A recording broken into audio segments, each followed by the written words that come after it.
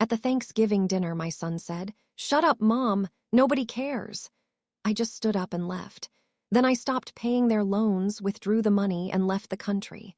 The next day, 55 missed calls. I'm Ellen Thompson, a retired nurse, a widow, and a mother who once believed love meant sacrifice. The apartment is quiet except for the soft tick of the clock and the hum of the refrigerator. The scent of lavender lingers in the air, mixing with the faint smell of old paper. On my lap lies a faded wedding photograph, Michael and me standing outside our first apartment, smiling as if the world belonged to us. I trace his face with my thumb, remembering how alive he looked that day. It has been nearly 30 years since his heart stopped without warning. I can still hear the echo of the doctor's voice, the hush that followed that night. After everyone had left, I locked myself in the bathroom. The mirror showed a woman I didn't recognize, eyes red, shoulders trembling. Suddenly, alone with a 10-year-old boy who had just lost his father. I pressed my hands to the sink and whispered, "My son will have every opportunity we never did. He will never know want. I will make sure of it." That vow became the engine of my life. From then on, my days blurred together in endless motion. At Mercy Hospital, I worked double shifts until exhaustion became routine. My feet swelled inside old nursing shoes. My back ached like an old wound. Dinner was often canned soup in the break room, eaten quickly before the next call light blinked. When coworkers went out for drinks, I smiled and said I was too tired. The truth was simpler. I couldn't afford it. Every dollar was spoken for. My old Honda rattled down the same roads for 20 years. I mended uniforms by hand, wore clean but outdated clothes, and cut coupons like prayers. The small account I called Ethan's future fund was my lifeline. It held not just money, but meaning. Every deposit was a promise kept to the woman who once cried in the mirror. There were moments when the silence felt like a weight pressing down, but I didn't resent it. I found peace in purpose. When Ethan brought home a report card filled with A's, I pinned it over the kitchen sink and smiled through tears. His victories were my reward. His laughter was my paycheck. I remember the night he told me he wanted to go to college out of state. I nodded, pretending I wasn't terrified of how I would pay for it. After he went to bed, I sat at the table with my calculator and a mug of lukewarm tea, rearranging numbers until the impossible looked barely manageable. People said I gave up too much. Maybe I did. But when you love deeply, sacrifice stops feeling like loss. It becomes your breath. On quiet nights, I look around my apartment and wonder where the years went. I built my son's future brick by brick, believing love would return the same way. But love doesn't always come back. And sometimes the walls you build with devotion end up keeping you out. When Ethan's acceptance letter from New York University arrived, I watched him tear it open at the kitchen table. His hands shook, his eyes bright with disbelief. "I got in," he whispered, voice breaking. I pulled him into my arms, and for the first time in years, I cried from pure joy. That night after he left to celebrate, I sat alone with my calculator and a stack of bills, tuition, housing, books. It was more than I earned in a year, but I didn't hesitate. I cashed out my savings, took a personal loan, and signed up for overtime at the hospital. My body ached, but my heart was full. Every double shift, every blurry sunrise, every meal eaten standing up felt like a step toward his future. 4 years later, I stood at his graduation, a small figure among hundreds. When they called his name, I saw him lift his arms in triumph. My chest swelled with pride. I clapped until my palms burned, tears sliding down my cheeks. He didn't see me in the crowd, but that didn't matter. I had kept my promise. Then came Mia, the first time I met her. She swept into my apartment in high heels and perfume that filled the room. She was polite but distant, her eyes drifting over my simple furniture. Ethan looked at her the way I used to look at Michael, like she was his entire world. When they got engaged, she described her dream wedding, a country club by the river, white roses, a live band. I nodded, already calculating costs I couldn't afford. Ethan came by one evening, avoiding my eyes. "Mom, we're a little short," he said softly. I understood. I broke into my retirement fund and wrote the check. I told myself it was love. At the wedding, Mia glowed under the chandeliers while Ethan spun her across the floor. The music was beautiful, the guests radiant. I stood at the edge of the crowd, holding my champagne, smiling through exhaustion. I told myself this was what happiness looked like. A few months later, they wanted to buy a house, something perfect for starting a family. Mia said, Hyde Park, 2 stories, big yard, marble counters. I warned them it was expensive, but Ethan brushed it off. It's an investment, Mom, we'll manage. When the bank hesitated, I provided the down payment with the last of Michael's life insurance and co-signed the mortgage. Ethan squeezed my hand. You've always believed in me, he said. I smiled, though the signature felt heavier than any shift I'd ever worked. The house was stunning. Polished floors, high ceilings, sunlight streaming through glass. But every time I visited, I felt out of place. Mia welcomed me with a perfect smile that never reached her eyes. Still, I kept coming every Sunday, carrying my homemade pie. It was my ritual, my anchor. I arrived early, helped set the table, told Liam and Sophia stories about their grandfather, how he once dropped a turkey on Thanksgiving and laughed until he cried. They used to giggle. Later, they began to look at their mother before they laughed. I pretended not to notice. Those dinners kept me going. They were proof that I still belonged, that all the sacrifices meant something. I didn't yet see the cracks forming beneath the polished surface. For now, I was simply a mother proud of her son. A woman who had given everything for love, unaware that the very world I built for him would one day turn against me. It happened so slowly I almost didn't notice. The change was quiet, like the faint crack of wood before it splinters. One Sunday, as I started telling a familiar story about Ethan's first day of school, he let out a soft sigh, barely audible but sharp enough to cut through the warmth of the dining room. Mom, he said, smiling thinly. We've heard that one before. I laughed it off, pretending not to notice the impatience in his voice, but the air shifted. It was subtle, yet unmistakable. The space I once filled with comfort now felt borrowed. Mia's reactions came next, quiet and deliberate. When I'd offer to help in the kitchen, she'd say, "Oh, no. Ellen, you just sit. You've done enough."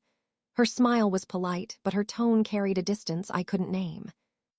At first, I thought I was imagining it, but soon her little jokes became regular, tiny jabs wrapped in charm. "You're so cute," she said one evening as I tried to show her my old recipe for pot roast. "You and your old-fashioned cooking. These days, we use air fryers, not crock pots." Ethan chuckled. Not out of cruelty, but habit. I smiled too, even though it stung. The dismissals grew bolder. During conversations, Mia would glance at her phone or exchange knowing looks with Ethan. Whenever I spoke, if I offered advice, she'd tilt her head and say, "Oh, that's interesting." The way people do when they mean irrelevant. Still, I convinced myself it was stress. Young families had pressures I could never understand. I told myself she didn't mean harm, that she was just tired, that he was just distracted. But denial has a way of turning pain into routine. One Sunday, I decided to bring something special. A family photo album I had kept for decades. The cover was worn. The pages yellowed, but the photographs inside were pieces of our lives. Michael holding baby Ethan at the zoo, Ethan's first bike, our old house in winter. A snapshot of me in my nurse's uniform, smiling through exhaustion. I wanted Liam and Sophia to see where they came from, to know the faces and moments that shaped us. After dinner, I placed the album gently on the coffee table and said, "I thought maybe we could look through some of these together." Mia didn't even look up from her wine glass. "Oh, Ellen, not now," she said, her voice light but firm. "Nobody wants to look at those dusty old things. They're just cluttering up the coffee table." Clutter, the word hit me like a slap. I froze, my hands still resting on the leather cover. Ethan looked uneasy for a moment, then glanced at Mia and said softly, "Maybe later, Mom." His eyes slid away before mine could meet them. I nodded, forcing a smile as I lifted the album back into my lap. "Of course," I said. "Later." Liam and Sophia were whispering nearby, laughing at something on their tablets. I sat quietly, flipping through the pages alone, my fingers trembling slightly. Every photograph that had once carried warmth now felt like proof of something lost. In the weeks that followed, the distance grew heavier. The children began to echo their parents' tone without even realizing it. "We've heard this one before, Grandma," Sophia said when I started another story about her father as a boy. Liam giggled, repeating, "Yeah, we already know." Their laughter was light, innocent, but it cut deep. I tried to laugh with them. "You're right," I said softly. "Grandma does repeat herself." At night, I replayed the moments in my head, the sigh, the smirks, the interruptions. I told myself I was too sensitive, that every family goes through phases. "They're just tired," I whispered while washing the same plate 3 times. "Ethan's under a lot of pressure, they don't mean it." But beneath the denial, something inside me was beginning to shift. There was a quiet awareness taking root, a realization too painful to name. I was becoming invisible in the home I had helped build. A ghost sitting at her own table. One evening, as I left after dinner, I glanced through the front window before getting into my car. Mia was laughing, clearing the table while Ethan poured her another glass of wine. The photo album still sat on the shelf where I had left it, untouched. I stood there for a long moment, watching the flicker of light on the glass before finally turning away. I didn't cry that night, not yet. But as I folded my hands in my lap and stared at the dark road ahead, I could feel something inside me begin to harden. Something small and silent, but alive. It was the sound of the first crack forming. The house gleamed that Thanksgiving, polished floors, soft music, candlelight flickering across a table set for perfection. The smell of roast turkey and rosemary filled the air warm and rich. I had baked 2 pies that morning, even though Mia insisted the caterers would handle dessert. "It's tradition," I'd said. She smiled thinly. "If it makes you happy, Ellen." Now I sat at the far end of the long table, surrounded by laughter that didn't quite reach me. Mia, elegant in burgundy silk, poured Ethan another glass of wine. The children chatted politely, their voices soft and careful. Everything looked perfect. Yet I felt like an ornament, something placed for effect, not meaning. I kept my smile fixed, focusing on the little things, the clink of silverware, the scent of cinnamon, the faint hum of conversation. I told myself this was family. This was success. This was what I had worked for. When Mia raised a toast, to home, to health, to everything we've built, glasses clinked all around. Ethan's arm brushed hers affectionately as he whispered something that made her laugh. I looked down at my plate and thought of the years I'd spent to make this moment possible. The loans, the extra shifts, the empty savings account, all for him. Dinner moved on to talk of vacations and promotions. I chimed in where I could, careful not to interrupt. Then came a quiet lull, the kind that invites memories to surface. I smiled, feeling the pull of nostalgia. "You know," I began softly, "your grandfather and I spent our first Thanksgiving with nothing but a roasted chicken. We couldn't afford a turkey that year." I laughed gently, remembering. "He burned it completely, and we ended up eating mashed potatoes from a box, laughing the whole night." It was. "Shut up, Mom." The words were quiet but hard as glass. I froze. Ethan didn't even look up from his plate. "It's so boring," he said, his tone flat. "Nobody cares." The room went utterly still. Mia smirked into her wine glass, pretending to hide it behind a sip. The children stared at their plates, eyes wide, cheeks flushed. For a moment, I couldn't breathe. My hand trembled as I set my fork down. The sound of metal on porcelain seemed deafening. I waited for him to realize what he'd said, for his eyes to soften, for some hint of remorse. But none came. He kept cutting his turkey as if nothing had happened. Mia finally looked up. "Oh, Ethan," she said lightly. "You're terrible." Her laugh was brittle, rehearsed, and it made everything worse. The humiliation burned through me like fire. My chest tightened, my throat dry. I tried to speak, but no sound came. I looked at my son, my only son, and saw not cruelty but indifference. That hurt more than anger ever could. The silence stretched. The ticking of the dining room clock filled the air. Even the children didn't move. I forced a small smile and folded my napkin neatly, though my hands were shaking. "Excuse me," I whispered, rising slowly. "I think I need some air." No one stopped me. In the hallway, the laughter started again, soft at first. Then louder, as though nothing had happened.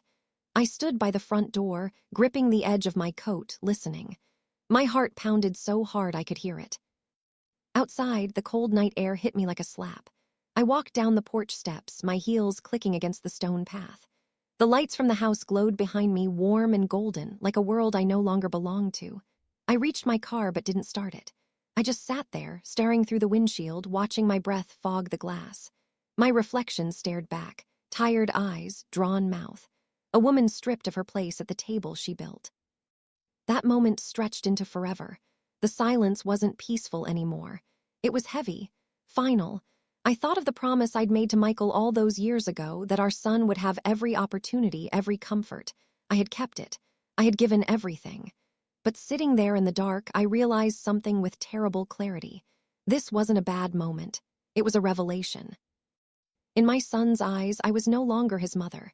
I was background noise, clutter, and inconvenience to be managed. The laughter inside the house grew louder, muffled through the glass, and I knew I couldn't go back in. Not tonight, maybe not ever. I turned the key in the ignition, hands still trembling, and drove away slowly. The road shimmered with streetlights and frost, and with each mile the tightness in my chest eased just a little. I didn't cry. I had no tears left. But I knew something had broken, something deep and irreversible. That night, the woman who had built her life around love and sacrifice quietly disappeared. And in her place, something new was born. A silence sharper than any word her son had ever spoken. I told them I wasn't feeling well. My voice didn't tremble. It was calm, almost polite. Mia looked up briefly, her smile tight. "Of course, Ellen, get some rest." Ethan didn't even glance my way. "Yeah, Mom, drive safe."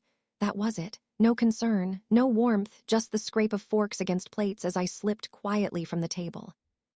The air outside was cold and sharp. I stood on the porch for a moment, breathing it in, staring at the house glowing behind me, the home I had helped pay for, filled with laughter that no longer included me. I walked down the path slowly, the sound of my heels faint against the stone. I didn't drive home. Instead, I parked a few houses down beneath a leafless oak, where I could still see the lights through the windows. From there, the house looked perfect, like a photograph of happiness. Through the glass, I saw silhouettes moving, heard muffled laughter, my family, my life's work, my sacrifice. And yet I sat outside in the dark unseen. The tears came silently at first, then harder until I couldn't stop. My hands gripped the steering wheel as sobs racked through me. Years of exhaustion and heartbreak spilling out in the quiet night. I had given everything, every shift, every dollar, every piece of myself, to build that home, that life. And now I was nothing more than an afterthought at their table. When the tears finally stopped, I sat still, eyes swollen, breath shaky. The house glowed like a jewel in the distance, but it didn't feel like mine anymore. That was the moment I understood. My sacrifices had never been seen as love. They had been taken as duty. My care had become routine, my devotion invisible. I wasn't loved for what I gave. I was useful for what I provided. The realization hollowed me out, but inside that emptiness, something new began to form. The ache hardened, cooled, and sharpened into something clear and unbreakable. I whispered into the dark, "Enough." By the time I returned to my apartment, I knew what I needed to do. I turned on the kitchen light, its glow soft and familiar. Everything was quiet, the same silence I used to fear. Tonight, it steadied me. I went to the closet and pulled down an old metal box, its hinges squeaking as I opened it. Inside were the remnants of decades of responsibility, folders, documents, receipts. I spread them across the kitchen table, one by one. The mortgage deed, my name right beside Ethan's. The car title for Mia's SUV, legally mine. The emergency fund statements, every contribution from me. For years, I had kept these things neatly filed away, thinking they were just paperwork. Tonight, they were something else. They were proof. They were power. I ran my fingers over the documents, my pulse steady. "He thinks I'm old and powerless," I whispered. "He mistook my patience for weakness." I felt the strength in those words settle into my bones. He forgot who he's dealing with. The refrigerator hummed softly in the background. The clock ticked on the wall. My tears had dried, replaced by an unfamiliar calm. I gathered the papers into a neat stack, aligning the corners like a soldier preparing for battle. They had told me to stop, to stay quiet, to fade away. But silence was no longer surrender. It was strategy. And before the night was over, I knew exactly how I would use it. The morning after Thanksgiving, I woke before sunrise. The apartment was still, the sky a soft gray. For a moment, I sat at the edge of the bed, listening to the faint hum of the refrigerator and the distant sound of a passing train. My heart was calm, my mind clear. I had spent a lifetime reacting. Now it was time to act. I pulled a small suitcase from the closet and laid it open on the bed. I didn't need much. A few changes of clothes, my nursing license, the photograph of Michael from our wedding day, and the metal box of documents. That was all. The rest, the furniture, the linens, the quiet remnants of my old life, could stay behind. I had carried them long enough. When everything was packed, I took one last look around the apartment. The framed pictures on the wall, the clock above the stove, the vase of fatting flowers on the counter. They all felt like memories that no longer belonged to me. I didn't leave a note. There was nothing left to explain. I started the car just as the first light broke over the horizon. The city streets were empty, the air cool and sharp. As I drove south, the miles rolled beneath me like a slow shedding of skin. Ohio faded into Kentucky, then Tennessee, and finally Georgia. The air grew warmer, softer, carrying the scent of pine and ocean salt. I stopped only for gas and coffee, never looking back. By the time I reached Florida, the sun hung low and gold above the water. I found a small apartment in St. Augustine, a simple, sunlit place with white walls, clean floors, and a balcony that faced the sea. The landlord, an older woman with kind eyes, handed me the keys without asking many questions. That night, I stood outside barefoot on the cool tiles, watching waves break under the moonlight. The ocean roared softly, steady and eternal, and I felt something inside me loosen for the first time in years. The next morning, I brewed a cup of coffee and carried it to the balcony. The sea breeze swept through my hair and I breathed in deeply. It was time. I opened my phone and began making calls, each one quiet, deliberate, final. First, I called my lawyer in Cincinnati. "Good morning, Susan," I said when she answered. My voice didn't shake. "I need to update my will." She hesitated. "Of course, Ellen. What changes are you thinking?" "I want to establish a fund," I said. "The Michael Thompson Nursing Scholarship. It will provide tuition support for nurses in training. Everything I own goes to that fund." "And your son?" she asked carefully. "Ethan is to be disinherited, explicitly. Leave no room for challenge." There was silence on the other end for a moment, then a quiet, "Understood," she said softly. "I'll make it happen." Next, I called my financial advisor. "I'd like to liquidate the joint emergency fund," I said. "Transfer the full amount into a new account under my name only." He hesitated, surprised. "Ellen, are you sure, that fund?" "I'm sure," I cut in. "It was my money from the start. I just let someone else forget that." When that was done, I reached for the last set of calls. "This is regarding the mortgage for the Hyde Park property," I told the bank representative. "I intend to remove myself as cosigner effective immediately." Her tone shifted. "Mrs. Thompson, that will require refinancing from the primary borrower." "I'm aware," I said. "Send the notice today." I could almost see Ethan's face when he opened that letter. The confusion, the panic, the realization that the safety net was gone. My final call was to the insurance company, the Lexus registered under my name. "Report it for repossession," I said. "The vehicle is no longer in my possession or authorized use." When the last call ended, I set the phone down and exhaled. The sun had risen higher now, its light glinting off the water like shards of glass below. Gulls wheeled in the wind. My coffee had gone cold, but I didn't mind. For the first time in decades, every decision, every word, every step was mine. I closed my eyes and let the wind move through me. The silence that had once been my burden was now my weapon. I had spoken enough for one lifetime. Now, silence would do the talking. The calls started 3 days later. At first, just one or two, then dozens, until the screen of my phone looked like a storm cloud of missed connections. 55 calls in total by the end of the week. I didn't answer a single one. Instead, I let the voicemails pile up, listening to them once a day, the way someone checks the weather, just to know what kind of storm was passing through. The first messages were almost casual. "Mom, where are you?"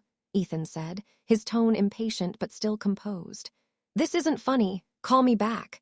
I pictured him sitting at that expensive kitchen island, tapping his fingers on the marble counter, assuming I'd come around like I always did. I smiled faintly and deleted it. By the second day, the tone shifted. Mia's voice trembled through the speaker. Ellen, the tow truck took my car. They said it's registered in your name. I don't understand what's happening. Please, can you just call us, please? Her panic trembled through every word, a sound I knew well. Consequences aren't loud. They're desperate. By the fifth message, Ethan's composure cracked. Mom, he shouted, the words breaking with rage. The bank called. They said you're being removed from the mortgage and we have 30 days to refinance. What the hell are you doing? You can't do this to us. It's our children's home. You're destroying this family. Destroying this family. The irony made me laugh softly to myself. Families don't break in a day. They erode, little by little, until one word at a dinner table finishes what years of silence began. I sat on the balcony, the Florida sun glinting off the water, and deleted every message. My silence was my answer. In the days that followed, I settled into my new life. Coffee, ocean air, and quiet purpose. Volunteering at the clinic felt like coming home. For the first time in years, my hands were steady, guided not by duty, but peace. Sometimes after work, I'd walk along the beach barefoot, letting the waves lap at my ankles. The world felt new, cleaner, larger, softer. I didn't think about the house in Hyde Park or the people still inside it. I thought about breathing, and how strange it felt to do it freely. One morning, I stood on the balcony, coffee in hand, the sun warm on my face. The ocean shimmered before me, vast and alive. I wasn't just a mother or a widow anymore. I was Ellen. My son wanted me silent, I whispered. He got his wish. My silence took everything he took for granted and gave me back my life. The waves answered softly, and for the first time in years, silence felt like peace. Ellen Thompson's journey was one of heartbreak, courage, and quiet redemption. After years of sacrifice and silence, she finally reclaimed her dignity and peace, proving that strength doesn't always roar. It can whisper, too. Her story reminds us that self-worth is never lost, only forgotten. If you enjoyed this story, please like, share, and subscribe to our channel. Don't forget to comment below and tell us your thoughts or share a story of your own. Visit our page for more powerful and emotional tales like this.